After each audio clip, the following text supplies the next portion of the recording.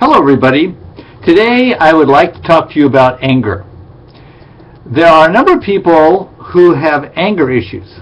When something goes wrong, their first impulse or one of their strongest impulse is to become angry. Now, this is a problem because it interferes. If you have children, of course this is a problem because when you're angry, your children will cringe. And also your spouse, they will also cringe. We tighten up and we have difficulty responding well when we're tight. And also anger has an impact on the person who's angry.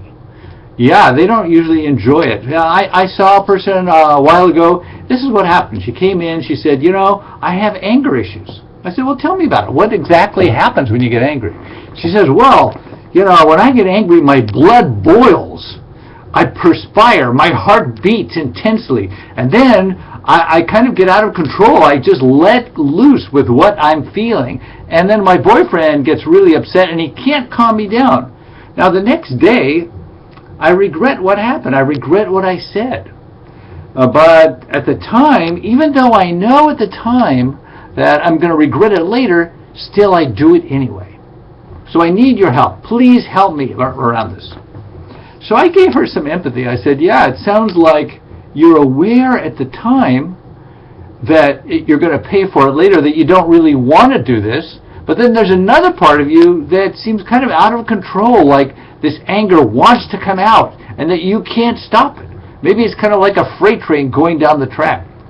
She said, yes, that's exactly what it's like. It's like this freight train going down the track, and even though there's something in the back of my mind that says, no, don't do it, I do it anyway. Yeah. So that's what happens. So I said to her, well, look, I think there's a way out of this if you're interested in learning how to change your behavior. Are you interested in doing that? She said, oh yes, I very much would like to change it. This has been a problem all my life. I would like to change it. I said, fine.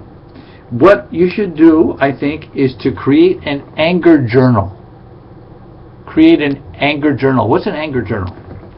An anger journal is you take out a book and you give yourself a score. You give yourself a score on how angry you are at different intervals during your day.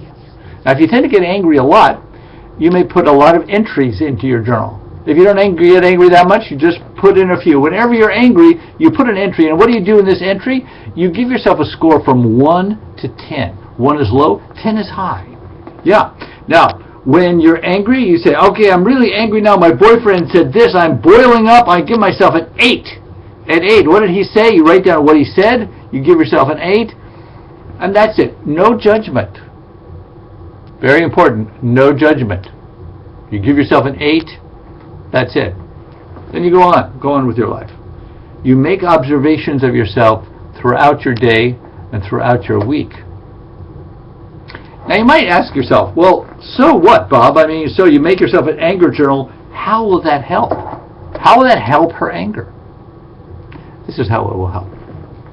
See, when you make an anger journal, what happens is you bring the light of consciousness to the anger. Now, in most cases when we're angry, our mind closes down. Our mind starts to shut down. We can see very, very few options. We tighten up, we shut down, and we can't see actually out of our mind. We only have a few options. So we want to bring the light of consciousness into the anger. Now, how do you do that? Because anger is a very dark place. How do you bring the light of beautiful consciousness into anger? The way you do it is you do it through the anger journal. You just do a very small point of light. What score is this anger? Is it 7 or is it 8? You bring curiosity. Well, maybe it's 8.5. Okay, we'll put it 8.5. There's no judgment, so we're not reacting to the judge. We're not reacting to the score. We're just giving it a score.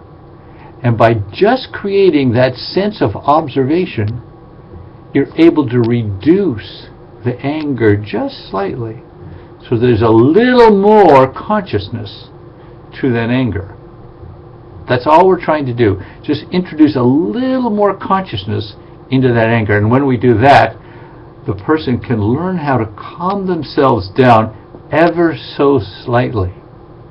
And that's all we need to do, you see, to reduce the power of the anger ever so slightly, so the person can calm down and learn to say, oh, actually, I'm not overtaken by my anger. I'm not overtaken by my anger. I can actually have some consciousness here. It is not stronger than I am. And as we learn that, the power of consciousness increases, and then the decision-making power of that other voice inside our head, that voice that says, hey, you know what? I don't think this is a good idea. That voice will get stronger. Now, you can create an anger journal too, and you can do it exactly in the same way. And if you do it, please let me know. Write to me. I'd like to hear from you how your anger journal is working. Write to me at bobniederman@comcast.net. Bob Niederman, BOBNIEDERMAN @comcast.net. And let me know how your anger journal is working. Thank you.